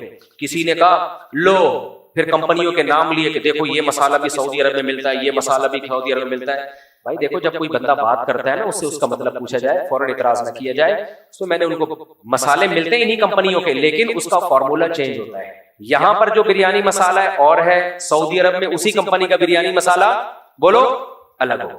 یہاں پر جو بریانی جو نہاری مسالہ ملے گا جس کمپنی کا وہ الگ ہے, یہی جب جائے گا امریکہ میں تو چین, وہ یہ گن افورڈ نہیں کر سکتے. تو یہ شریعت کا حکم ہے. تو چھوڑ دو اپنے آپ کو ان فضول چیزوں سے, بچاؤ اپنے آپ کو تاکہ ایک اچھی انسان زندگی گزارے. اللہ رسول بھی خوش ہوں گے اس سے, میرا خیال ہے. کیا خیال ہے؟ اور بے دیندار لوگوں پہ تو یہ بہت ہی برا لگا ہے. اللہ عمل کی توفیق. بعض علماء کہتے ہیں فی سبیل اللہ سے مراد صرف قتال فی سبیل اللہ ہے, اس سے کچھ اور مراد نہیں تحریف قرآن کے زمرے میں آتا ہے. یہ بات غلط ہے. یہ ضرور ہے کہ جہاں قرآن میں فی سبیل اللہ جہاد کے معنی میں آیا ہے تو وہاں تو جہاد ہی کے معنی میں ہے, لیکن قرآن و سنت میں خود فی سبیل اللہ دوسرے معنی میں بھی استعمال ہوا ہے. حدیث میں آتا ہے جو حج پہ نکلتا ہے وہ بھی فی سبیل اللہ, جو مسجد میں نماز کے لیے آتا ہے وہ بھی فی سبیل اللہ. تو کوئی بھی دین کے کام میں نکلا ہے وہ فی سبیل اللہ ہی کہلائے گا. گڑبڑ یہاں ہوتی ہے کہ جہاد میں جو فضائل ہیں, بعض مواقع پہ جہاد کو فی سبیل اللہ کہا گیا ہے, تو جو جہاد کے فضائل ہیں وہ آپ کسی اور جگہ پہ فٹ نہ کریں فی سبیل اللہ کہہ کے اس کو. تو فی سبیل اللہ تو سارے کام ہیں, لیکن جہاد فی سبیل اللہ کے جو اسپیسیفک الگ سے فضائل ہیں وہ کسی اور جگہ فٹ کرنا جائز نہیں ہے. یہ غلط ہو جائے گا. مفتی سے میں نے شیعہ سنی کی بات نہیں کیا, اور مجھ سے اگر کوئی شخص ارے حیا کے خلاف مسئلے نہ پوچھا کرو. ایک مسئلہ پوچھا تھوڑا حیا کے خلاف ہے, چھپڑ میں پوچھ لو, اتنے کھلے ڈلے مسئلے نہیں ایسے پوچھا کرو بھائی. اور ہر ایک کے ہے بھی نہیں نا, بعض مسئلے حیا کے خلاف ہوتے ہیں لیکن ضرورت ان کو سب کو ان کی ضرورت ہوتی ہے, وہ پھر میں اناؤنس کر دیتا ہوں. لیکن بعض مسئلے کو انفرادی نوعیت کے ہوتے ہیں, حیا کے خلاف بھی, کیا ضرورت ان کو اناؤنس کرنے. دوسرا مجھے لیمو روزانہ اپنے خرچے پر پیوں یا دوسروں کے, باقی کہہ رہے ہیں ہڈیاں کمزور ہو جاتی ہیں اور پینے سے, کیا لکھا ہے, پرسنل ایکسپیرینس رہا ہے, ہڈیاں کمزور ہو جاتی ہیں. وائٹامن سی سے ہڈیاں کمزور کی ہوں گی میرے بھائی. کچھ لوگ یہ کرتے ہیں جب یہ لیمن کا پانی پیتے ہیں نا تو یہ دانتوں میں لگتا ہے, اس کا ایسڈ یہ دانتوں کو خراب کر دیتا ہے. میرے دانتوں کو نہیں کرتا, میں تو ایسے ہی پیتا ہوں, لیکن دانتوں کو خراب کر, دانت خراب ہونا شروع ہوتے ہیں تو وہ سمجھتے ہیں ہڈیاں کمزور ہو رہی ہیں. تو اس کا طریقہ اسٹرا سے پیا کریں پھر, وہ سمجھ رہے ہو, کیونکہ لیمن ہے تو ایسڈ ہے, جب دانتوں سے لگ کے جاتا ہے نا تو یہ اس کی تہ کو خراب کرتا ہے. تو ایسے لوگوں کے لیے پھر یہ ہے کہ وہ اسٹرا سے پیا کریں. دوسری بات, لیمن گرم پانی میں ڈال کے کچھ لوگ نہار منہ پیتے ہیں, یہ بالکل غلط ہے. وہ کہ اس کے کچھ فائدے ہیں لیکن پیٹ کی ایسی کی تیسی ہو جاتی ہے, کیونکہ لیمن ایسڈ ہے. جب آپ خالی پیٹ پیتے ہیں تو وہ معدے کی دیواروں کو متاثر کرتا ہے, اس میں گڑبڑ کرتا ہے. یہ مشاہدے پر مبنی ایک حقیقت ہے. بالکل جب خالی پیٹ ہو تو میرا خیال ہے اجتناب کریں, باقی قبلہ حکیم سے پوچھیں کیا کرنا ہے آپ لوگ, لیکن کوئی اس سے نقصان نہیں ہوتا. ہاں ایسڈ جو بھی آپ کھائیں گے تھوڑا بہت کیلشیم کو وہ ہو سکتا ہے نقصان کرے, لیکن ہم کیلشیم کی دوسری چیزیں اتنی کھا رہے ہوتے ہیں کہ وہ نقصان کی تلافی ہو جاتی ہے اس سے, سمجھتے ہو. اب ایک آدمی لیمن ہی پہ سیٹ ہو جائے وہ تو ہڈیاں ختم ہو جائیں گی اس کی, لیکن لیمن کے ساتھ ساتھ پھر وہ دیسی گھی کھا رہا ہے یا روٹی سالن گوشت جو بھی انڈے منڈے بھی تو کھا رہا ہوگا نا, تو اس سے پھر یہ ہوگا کہ لیمن کے بھی فائدے ہوں گے اور کیلشیم بھی آئے گا. خالی لیمن ہی پہ سیٹ ہو گیا تو پھر تو غلط ہے. لیمن خالی پی لیا کرو, بہت فائدے مند چیز ہے, ان باتوں میں مت پڑو. روزانہ ایک گلاس پینے میں کوئی حرج نہیں ہو, بہت فائدہ ہے اس کے فائدے اس کے نقصانات سے زیادہ ہے. نہیں کھانا تو جاؤ جو مرضی کرنا کرو. وہ دیزیں دعا کیجئے میرے بیٹوں کی شادی ہو جائے, خاندان میں 2-3 سال سے.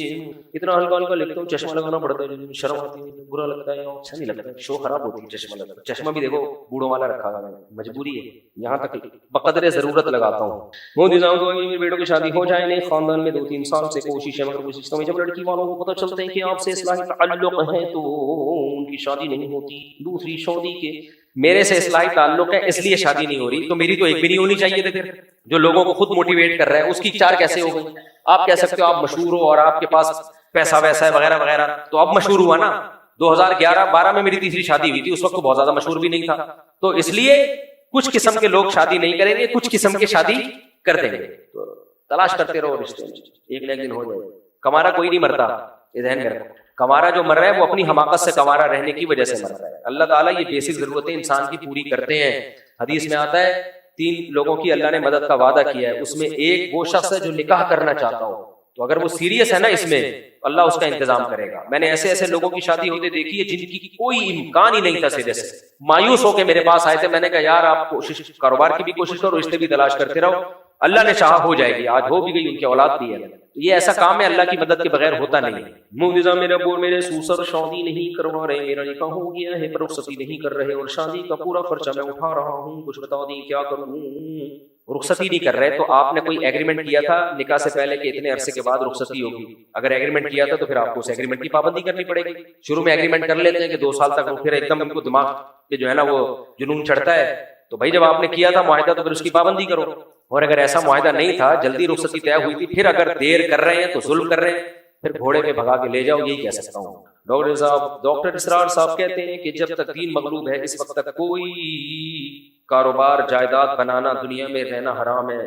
پتہ نہیں ڈاکٹر اسرار نے ایسا کہا بھی ہے کہ نہیں کہا, بعض لوگ ایسا کہتے ہیں, لیکن اس سے دین غالب ہونے کے بجائے اور مغلوب ہو جائے گا, کیونکہ جائیدادیں بھی نہیں ہوں گی, کاروبار بھی نہیں ہوگا, تو مسلمان اور کمزور ہو جائیں گے. تو تھوڑا بہت جو غلبے کا امکان تھا وہ بھی مارکیٹ سے شارٹ. ڈاکٹر صاحب نے ایسا کہا نہیں ہوگا میرا خیال. ہمارے دین میں اور اگر کہا ہوگا تو ان سے پوچھا جائے, اگر زندہ ہوتے تو پوچھتے اس کا مطلب, ان کے بیٹے زندہ ہیں ان سے پوچھیں کہ آپ کے والد صاحب نے جو یہ کہا تھا اس کا کیا مطلب, کیا بتانا چاہ رہے ہیں. ہمارے دین میں رحمانیت تو نہیں ہے, لیکن پھر بھی ہمارے تبلیغی بزرگ جو رائے میں مقیم ہو جاتے ہیں سارا سال سب کچھ چھوڑ چھاڑ کر, کیا یہ صحیح ہے؟ سب کچھ چھوڑ چھاڑ کے نہیں ہوتے, ان کے بیوی بچے بھی ہوتے ہیں, اور وہ پہلے سے اتنے کاروباری لوگ ہوتے ہیں, ان کا چلتا ہوا کاروبار ہوتا ہے, اس سے ان کی ارننگ آ رہی ہوتی ہے, اس سے بیوی بچوں کو کھلا رہے ہوتے ہیں. دین کے لیے وقف ہو جانا یہ رہبانیت نہیں ہے, بشرطے کہ آپ بیوی بچوں کا خرچہ اٹھا رہے ہو. رہبانیت جب آپ نکاح بھی نہ کرو کہ میں شادی نہیں کروں گا تاکہ بچوں کا خرچہ نہ اٹھانا پڑے, اور پھر دین کے لیے وقف ہو جاؤ, یہ رہبانیت ہے. یا شادی ہو گئی اور اب بیوی کا خرچہ نہیں اٹھا رہے, وقف کر دیا, تو وہ کہاں سے کھائے گی بھائی؟ تو ریونڈ میں میرے علم میں جتنے بھی مقیمین ہیں وہ سب کے چلتے ہوئے بزنس ہیں, کاروبار ہیں. اب وہ سب چیزوں سے آزاد ہو کے دین کی خدمت کے لیے وقف کر دیا اور ان کے کاروبار چل رہے ہیں. تبلیغ میں کہیں بھی اس کی اجازت نہیں دی جاتی, حتیٰ کہ آپ سال لگانا چاہتے ہو نا, اور آپ کا ابھی امتحان ہونے والا ہے, تو تبلیغ والے آپ کو سال کے لیے 4 مہینے کے لیے نہیں آنے دیں گے, بولیں گے آپ پیپر پہلے دو, کیونکہ آپ کا فیوچر برباد ہو رہا ہے. اگر کوئی پرسنلی اپنے طور پر غلط کر رہا ہے تو پھر تبلیغ والے اس کے ذمہ دار نہیں. تو ایسی رہبانیت تبلیغ میں ہے نہیں جہاں تک میری معلوم. اور اگر کوئی کر رہا ہے تو وہ اپنے طور پہ کر رہا ہے, اس کا تبلیغ کو ذمہ دار نہ ٹھہرایا جائے. کراچی میں تقریباً چند روز بعد حکومت کے حکم کی وجہ سے راستوں کو بند کیا جاتا ہے, جس کی وجہ سے عوام اور ایمبولینس وغیرہ کو شدید مشکلات کا سامنا کرنا پڑتا ہے. کیا جو پولیس اہلکار روڈ بند کرواتے ہیں انہیں گناہ ہوگا؟ بھائی پولیس تو پابند ہوتی ہے حکومت کے فیصلوں کے, وہ تو وہی کرے گی جو, ورنہ حکومت ان کو بہت سخت کیس بن جاتا ہے پولیس کے خلاف اگر وہ آرڈر کو فالو نہ کرے. البتہ جو مذہبی لوگ یہ کچھ کر رہے ہیں وہ بہرحال مجرم ہے. میں نے حدیث کئی بار سنائی ہے, نبی نے فرمایا سب سے آخری درجہ ایمان کا یہ ہے کہ راستے میں تکلیف دہ چیز اگر کوئی نہیں اٹھائے نا تو آخری درجے پہ بھی نہیں. یہ تکلیف دہ چیز نہ اٹھانے پر ہے, اور راستے کو بند کر دینا تکلیف دہ چیز, یعنی یہ کانٹا پڑا ہوا ہے وہ اتنی تکلیف نہیں دیتا, اور حدیث کہہ رہی ہے کہ اس کو اگر آپ نے نہیں اٹھایا تو آپ ایمان کے آخری درجے میں بھی نہیں ہے. اور جو پورا جلوس لا کے روڈ بلاک کر دے, لوگوں کے آنے جانے کے راستے بند ہو جائے, ایمبولینسوں کو مصیبت پیش آئے, اور دنیا کے کسی ملک میں ایسا نہیں ہوتا, یہ تو ہمارے یہاں ہی ہو رہا ہوتا ہے, یہ تو عین عذاب میں ڈال دیا آپ نے لوگوں کو, تو وہ ایمان کے آخری درجے میں بھی کہاں, تو پہلے درجے میں بھی نہیں. اس لیے بند ہونے چاہیے سارے جتنے بھی جلوس جلسے. ابھی کیا ہوا ہے جاپان میں, جنہوں نے, جو میرے ہوسٹ ہیں نا جاپان میں, جنہوں نے مجھے بلایا تھا, ان کا فون آیا, انہوں نے کہا جاپانیوں نے ویزے بند, جاپان نے ویزے بند کر دیے, مفتی صاحب تبلیغ کے ویزے بند کر دیے, علماء کے ویزے بند کر دیے. میں نے کہا کیوں؟ کہتے ہیں کچھ لوگ گئے تھے یہیں سے, تو ربیع الاول کے موقع پہ انہوں نے جلوس بھی نکالے, روڈ بند کی, اور چندے بھی دبا کے مانگے. میں نہیں کہہ رہا سارے بریلوی ایسے ہوتے ہیں, چند لوگوں نے, بریلویوں میں بھی بہت سے لوگ ایک دوسرے کے مخالفت کر رہے ہیں, ایسے ٹولے کی جو جس کا کام ہی چندہ گیری ہے اور ان کا کام ہی ہے. تو انہوں نے, آج ہی کی بات ہے, آج فون آیا, کہہ رہے وہاں جا کے انلیگل چندے بھی مانگے, کیونکہ جاپان میں چندے کا بھی ایک اصول ہے, ٹرسٹ ہونا چاہیے, فاؤنڈیشن ہونی چاہیے, اس کے لیگل. وہ جاپانی ایسے آڑے ترشے کام نہیں کرنے دیتے, آؤ بس کوئی حساب ہی نہیں ہے, کچھ بھی نہیں, مانگنا شروع کر دو. اور روڈ کیا کہہ رہے ہیں, سب پہ جاپانیوں نے پابندی لگا دی. کہہ رہے ہیں میں گیا ہوا ہوں جاپان, کیس کیا ہے ہم نے, ہم کہہ رہے ہیں بھائی ہم نہیں چندے مانگتے, ہم روڈ بلاک نہیں کرتے, ہم تو تبلیغ والے, ہم تو مسجدوں. تبلیغ پر اتنا زبردست کام ہو رہا تھا, چند بے وقوفوں کی وجہ سے سب پہ پابندی لگ رہی. اور اس کے علاوہ بھی کچھ ملکوں میں, چائنا میں بھی ایسا ہوا تھا, وہ لوگ کہتے ہیں روڈ کیوں بلاک کر رہے ہیں بھائی, تو لوگوں کا, آپ چند آدمی ہیں, ان کا اپنا مسئلہ ہے, تو آپ چند لوگوں, دیکھو میں نے مسجد کا مائک باہر بیان میں کھولنے کی اجازت نہیں دی, کیونکہ میرا جو بیان سننا چاہتا ہے وہ سنے, جو نہیں سننا چاہتا میں زبردستی کیوں سناؤں اس کو, جب میرا نظریہ نہیں ہے, جب دوسرے والے کا نظریہ نہیں ہے. اب میں دلیل یہ دوں کہ نہیں میں حق بات کرتا ہوں, سب سنیں, یہ آپ بات تھوپ رہے ہیں. تو میرے بھائی ربیع الاول سب کا متفقی رائے نہیں ہے کہ ربیع الاول منانا چاہیے, جلوس نکالنے چاہیے. کچھ لوگوں کی رائے ہے کہ ہونے چاہیے, کچھ لوگوں کی رائے ہے کہ نہیں ہونی چاہیے. تو جن کی رائے ہونے چاہیے وہ اپنی رائے سب پہ کیوں ٹھوس رہے ہو بھائی, کیوں روڈ بلاک کر رہے ہو؟ آپ انڈور کرو, انڈور محرم کے تعزیے بھی آپ کرو, انڈور آپ جو ماتم کی ہے وہ بھی کرو, ہمیں کوئی اعتراض نہیں ہے. انڈور جو بھی ہو آپ کا پرسنل معاملہ ہے, جو مرضی کرتے رہو, لیکن روڈ پہ وہی ہوگا, یا تو اسلام سے اس کی پرمیشن لی جائے گی اور چاروں ائمہ کا اس پہ اتفاق ہوگا, مسلمانوں کا اتفاقی مسئلہ ہوگا, یا یہ کہ پوری قوم اس پہ متحد ہوگی, ہاں بھی ہم سب کا مسئلہ ہے, پھر ہوگا. ادروائز نہیں ہوگا تو اس پہ آواز اٹھانی چاہیے. سمجھ رہے ہو کہ نہیں سمجھ رہے؟ ابھی جاپان میں پابندی لگا دی, ویزا ہی بند کر دی انہوں نے, کوئی ویزا نہیں ملے گا, جاؤ. کتنی آزادی تھی یار وہاں کے. میں گیا تھا, اتنا کراؤڈ ہوتا تھا جاپان میں بیانات سننے والوں کا, اور بریلوی علماء بھی جاتے تھے, دوسرے بھی سب جاتے تھے. سب پہ پابندی لگا دی چند لوگوں کی وجہ سے. چائنا میں بھی ایسا ہی ہوا ہے. اور پھر ہم کہتے ہیں اصل میں ان کو اسلام سے نفرت ہے نا. پھر باتیں بھی ہم بیٹھ کے, بھائی اسلام سے نفرت ہوتی تو جلسوں سے پہلے بھی وہ پابندی لگاتے. تو یہ ہے حساب کتاب, تو یہ سب بند ہونا چاہیے سارا دھندا کرنا ہے مسجد کے اندر. اہم سوال ہے, پورا پڑے مہربانی ہوگی. اگر عید میلاد النبی تیجا 40واں یہ سب غلط ہے تو پھر مدارس ان کا نصاب سے روزہ 4 مہینے مسجد کے گنبد مینار ختم بخاری یہ سب تو صحابہ نے اسلاف نہیں کی, پھر کیوں کرتے ہیں؟ یہ موقع ہوتا ہے. موقع کیا مطلب؟ مدرسے میں ایک کام ہوا ہے, بخاری ختم ہوئی ہے, اب بچوں کی حوصلہ افزائی کرنی ہے, اپنے اپنے گھروں کو جا رہے ہیں, عالم بنے, ان کی حوصلہ افزائی کے لیے دستار بندی کی ایک تقریب ہو رہی ہے. بالکل ایک معقول وجہ ہے اس کی.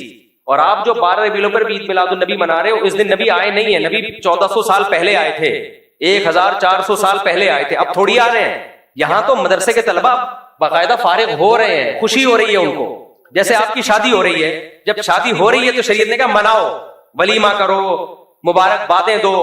اب جب شادی کو 31 دسمبر کو آپ کی شادی ہوئی تھی, آپ ولیمہ بھی کریں, آپ سیلیبریٹ بھی کریں, آپ لوگوں کو جمع بھی کریں, تمبو بھی لگائیں, دیگیں بھی پکائیں, بانٹیں بھی, کیونکہ ہو رہی ہے خوشی کا موقع.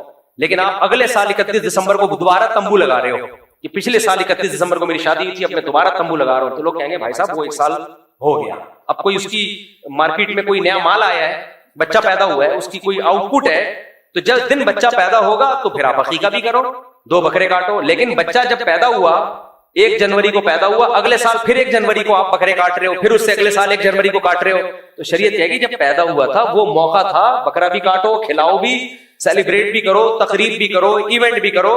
سمجھ میں آتا ہے. اب ہر سال اسی دن کرنا, یہ تو اس کی کوئی سینس نہیں بنتی ہے. تو مدرسوں میں جو ختم بخاری ہوتا ہے وہ اس ٹائم پہ ہوتا ہے جب بخاری ختم ہوتی ہے. یہ نہیں ہوتا کہ بخاری ختم ہوئی 1 محرم کو, پھر اگلے سال 1 محرم کو, پھر اگلے سال 1 محرم کو, ایسا نہیں ہوتا. سمجھ میں آ رہی ہے بات کہ نہیں آ رہی ہے؟ اور باقی تبلیغی جماعت میں جو ایک ریون کا اجتماع ہوتا ہے, یہ تو بھائی ایک ضرورت ہے لوگوں کی, کیونکہ شریعت میں تبلیغ فرض ہے. اس کا کوئی متعین طریقہ اسلام نے نہیں بتایا, اور ہم پہ چھوڑ دیا کہ جس زمانے میں جو طریقہ سوٹیبل لگے اس طریقے کو اختیار کیا جائے. تو اہل اللہ کو, بزرگوں کو یہ طریقہ سوٹیبل لگا کہ اس طریقے سے لوگوں کو مسجدوں میں لے جایا جائے, ٹائم لگایا جائے, تو اس سے لوگوں کو فائدہ ہوگا. تبھی وہ اس کو نہ سنت کہتے ہیں, اور اگر وہ یہ سمجھیں گے اس طریقے میں نقصان ہو رہا ہے تو چھوڑ بھی دیں گے. لیکن چونکہ نقصان ہو نہیں رہا, فائدہ ہو رہا ہے, اس لیے پکڑا تھا انہوں نے. اور ریون بھی کوئی جگہ خاص نہیں ہے, ریون میں جگہ لی ہوئی ہے. اگر ان کو یہ لگا کہ ریون کی بجائے فلانی جگہ زیادہ بہتر ہے تو وہاں شفٹ ہو جائیں گے وہ. اگر ان کو یہ لگا کہ یہ اس تاریخ کو جو ہم اجتماع کر رہے ہیں اکثر یہ اکتوبر نومبر میں ہوتا ہے, اس کے بجائے جون میں ہونا چاہیے تو جون میں شفٹ کر دیں گے. کوئی اسپیسیفک ڈیٹ تھوڑی ہے ان کی. سمجھ میں آ رہی ہے بات کہ نہیں آ رہی؟ اسی طرح مدرسوں کا جو نصاب ہے, صحابہ کے دور میں تو لوگ نبی سے سیکھتے تھے, اس کے بعد جب عربی گرامر اور فقہ اور یہ مدون ہوا تو ایک اس کو اسٹرکچر دینا پڑا کہ اس اسٹرکچر, یہ پیریڈ ہوں گے, یہ ٹائم ہوگا, یہ 8 سال کا نصاب ہوگا, یہ سب آسانی کے لیے. آپ کے پاس تو یہ جو آپ ربیع الاول میں کر رہے ہو اس کی کوئی دلیل نہیں ہے اس کے جائز ہونے کی. تو اس کو بخاری کے ختم بخاری, اور یہ جو مسجدوں کے گنبد ہیں کہتے ہیں یہ بھی بدعت ہے. یہ تو تابعین کے دور سے چلے آ رہے ہیں, تابعین کے دور سے ایک شعار بن چکا ہے اسلامی کہ گنبد دیکھ کے پتہ چل جاتا ہے کہ یہ کیا ہے, مسجد ہے. کوئی نہ بنائے گنبد تو کوئی حرج نہیں, بنا لے تو بھی ٹھیک ہے, نہ بنائے تو بھی ٹھیک ہے. اس کا اس سے ربیع الاول سے کیا تعلق ہے بھائی ہر ایک کے گھر بنانے کا ایک طریقہ ہوتا ہے. ڈیفینس میں الگ اسٹائل ہے, اورنگی ٹاؤن میں الگ اسٹائل ہے, امریکہ میں الگ اسٹائل ہے. تو اسی طرح مسجدوں کو بھی ایک الگ رواج ہے کہ بھائی مینار ہوگا, اس سے پتہ چل جائے گا کہ یہ کیا ہے, مسجد ہے. پہلے یہ مینار بنا کرتے تھے مؤذن کے لیے, اوپر چڑھ کے اذان دیا کریں گے تاکہ سب جگہ آواز جائے گی. اب وہ ایک علامتی طور پہ باقی رہ گیا ہے, اذان اقامت جو اسپیکر پہ ہوتی ہے. تبھی علماء کہتے ہیں مینار ہو تو بھی ٹھیک ہے, مینار نہ ہو تو بھی ٹھیک ہے. اس کا ربیع الاول کے جلسوں سے کیا تعلق ہے؟ تو یہ ایسے ہی کوئی اس کی حقیقت نہیں ہے. اگر یہ بدعت نہیں ہے تو پھر بدعت ہے کیا؟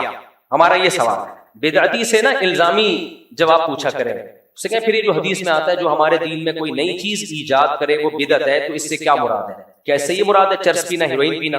وہ دین میں ایجاد تھوڑی ہے, وہ تو ویسے ہی حرام ہے نا. دین میں ایجاد کا مطلب دین نے ذمہ داری نہیں لی اور آپ نے اس کو ایجاد کر کے کس کے کھاتے میں ڈال دیا؟ اسلام کے کھاتے میں ڈال دیا. یہ ہے بدعت.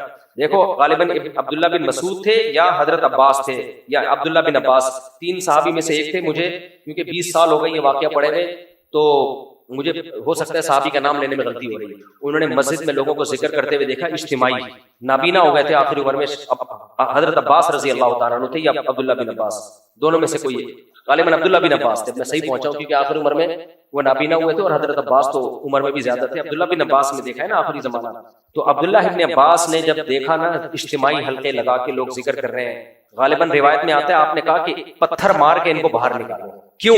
نبی صلی اللہ علیہ وسلم کے دور میں اس طرح نہیں ہوتا تھا، اس لیے علماء نے لکھا ہے ذکر کے لیے تداعی کا مطلب لوگوں کو جمع کر کر کے اجتماعی حیت کا ذکر کرنا یہ جائز نہیں ہے۔ ایک ہوتا ہے لوگ بیٹھے ہوئے ہیں ان کو ذکر پہ لگا دینا، یہ اتفاقی اجتماع ہے، یہ جائز ہے۔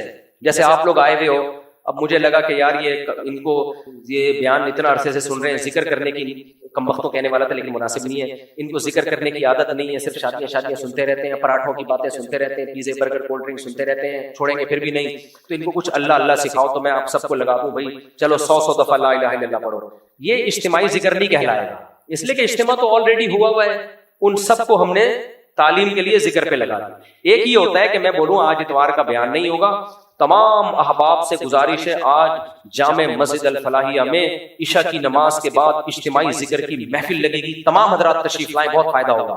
یہ بدعت ہے، کیونکہ اجتماعی عبادت جو شریعت نے بتائی ہے وہی کر سکتے ہو۔ فجر کی 2 سنتیں انفرادی ہیں، اجتماعی پڑھ سکتے ہو؟ نہیں، پڑھو گے تو کیا بن جائے گی؟ بدعت، کیونکہ 2 فرض اجتماعی ہوں گے، 2 سنت نہیں۔ ظہر کی 4 سنت انفرادی، فرض کیا ہے؟ اجتماعی۔ تو عبادت میں اپنی طرف سے آپ اجتماع ایڈ نہیں کر سکتے۔ تہجد کے لیے اجتماع بھی جائز نہیں ہے۔ میں الفلاحیہ مسجد میں رات کو 4 بجے تہجد ہوگی، تمام محلہ اور جتنے بھی لوگ ہیں ان سے گزارش ہے تشریف لے آئیں، سارے محلے والے آ رہے ہیں، بھائی بدعت ہے۔ صرف رمضان میں تراویح کے لیے اجتماع ہو سکتا ہے، اس کے علاوہ اجتماع نہیں ہو سکتا۔ ہاں اتفاقی اجتماع ہو جائے، میں تہجد پڑھ رہا ہوں، آپ آئے، آپ نے کہا چلو میں بھی نیت باندھ لوں، یہ ٹھیک ہے، صحابہ میں ایسا ہی ہوتا تھا، نبی صلی اللہ علیہ وسلم تہجد پڑھ رہے ہوتے تھے، صحابہ بھی آپ کے پیچھے آ کے نیت باندھ لیتے تھے۔ تداعی سمجھتے ہو لوگوں کو جمع کر کے بلانا۔ تو عبداللہ بن عباس نے کیا دیکھا؟ اجتماعی ذکر کی محفل ہے، اتنا غضبناک ہوئے۔ اب ہمارے بریلوی بھائیوں سے میں پوچھتا ہوں، یہ حدیث تو آپ بھی صحیح مانتے ہو، اس کو میں کسی وقت موقع ملا تو ریفرنس کے ساتھ انشاءاللہ اس کو پیش کر دوں گا۔ تو وہ تو ذکر کر رہے تھے نا، اب کوئی ان سے کہتا کہ اس کی ممانعت کی دلیل بتاؤ، کہاں لکھا ہے کہ یہ اجتماعی ذکر ناجائز ہے؟ تو یہی کہا جائے گا بھائی عبداللہ بن عباس یہ دیکھ رہے ہیں کہ کہاں لکھا ہے کہ یہ جائز ہے، نبی نے نہیں کیا، صحابہ نے یہ اجتماعی ذکر اس طریقے پہ نہیں کیا، تو اس کا مطلب یہ جائز نہیں، یہ انفرادی طور پہ آپ کریں، اس طرح حیات بنا کے کرنا یہ ٹھیک نہیں ہے۔ تو وہ لوگ اگر یہ سب کچھ دیکھ لیتے جو ہم ربیع الاول میں کر رہے ہیں، وہ تو اتنی سی چھوٹی سی چیز تھی، عبداللہ بن عباس کو، صحابی رسول کو اتنا غصہ آ گیا، وہ جب یہ دیکھتے کہ اتنا کچھ ہو رہا ہے اور یہ ایسے تمبو لگ رہے ہیں اور ایسی بتیاں اور ایسے روڈ جام اور وہ ناچنا گانا تک بھی شروع ہو گیا، اب تو کیک کٹ رہے ہیں اور پتہ نہیں کیا کیا ہو رہا ہے، تو کہاں وہ پتھر مارنے کا نہیں کہتے، وہ کچھ اور مارنے کا کہتے ہیں۔ لیکن میں بتا رہا ہوں کہ صحابی رسول کو کتنا غضب آتا، وہ بدعت کے بہت شدید خلاف تھے صحابہ کرام، بدعت کو نہیں پنپنے دیتے تھے وہ لوگ۔ اتنی چینجنگ کی اجازت نہیں دی ہے کہ عید کی نماز سے پہلے جو نبی خطبہ عید کی نماز کے بعد دیا کرتے تھے، اور جمعے میں عید کی نماز سے پہلے، تو ایک خلیفہ نے کیا کیا، عید کا خطبہ بھی عید کی نماز سے پہلے شروع کر دیا، اس پہ احتجاج شروع کیا صحابہ نے۔ یہ کون سی بدعت شروع کر دی بھائی تم نے؟ جو خطبہ بعد میں وہ بعد میں رہے گا، جو پہلے ہے وہ پہلے رہے گا۔ فجر کی 2 رکعتیں 2 رہیں گی، 3 نہیں ہو سکتی۔ تو بدعت یہ بھی نہیں ہے، تو بھائی پھر بدعت ہے کیا؟ واٹ از بدعت؟ بس اقامت کے وقت دیر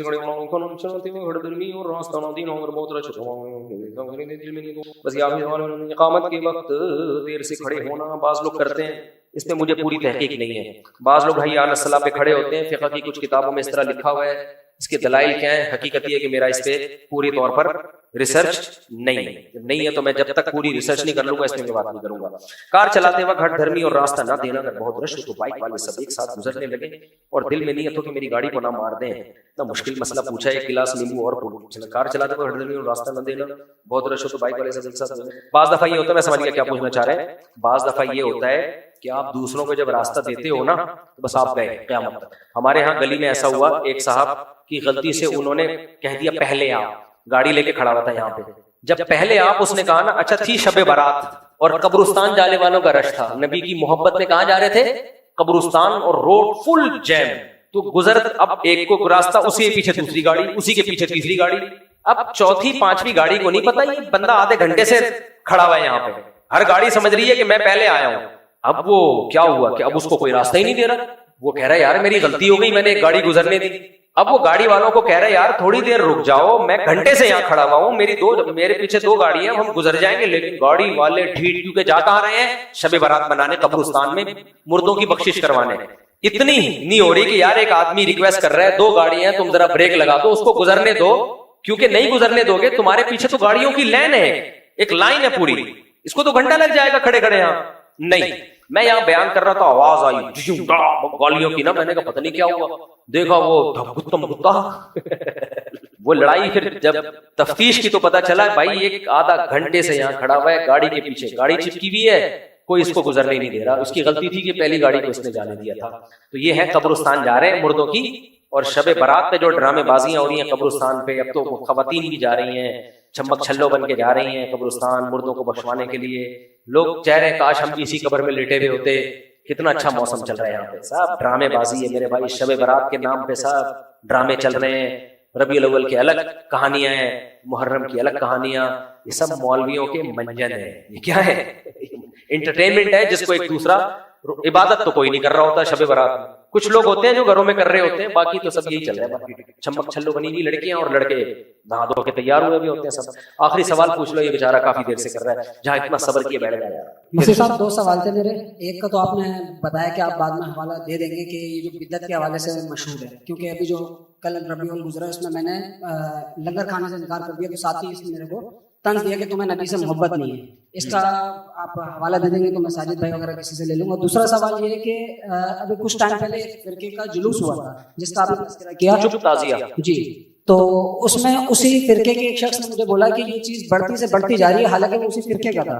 تو میں یہ سمجھتا ہوں کہ جو اسلامی ہمارے اسکالرز ہیں بلند سطح پہ, چاہے وہ جس فرقے کے بھی ہیں, ان کو آپس میں بیٹھ کے بات چیت کرنی چاہیے کہ جو نئی سے نئی چیز ہوتی جا رہی ہے. بالفرض اگر وہ 5 بجے جلوس ختم ہوتا تھا تو وہ 7 بجے ختم ہو رہا ہے. تو ان چیزوں کو محدود کرنے کی ضرورت ہے میری نظر میں. اور اس کے حوالے سے دیکھو یہ محدود ایسے ہوں گی کہ شیعہ اسکالر بولے اس کے خلاف. ایران میں روڈ پہ کوئی جلوس کوئی تعزیہ نہیں ہوتا, حالانکہ وہ شیعہ اسٹیٹ ہے.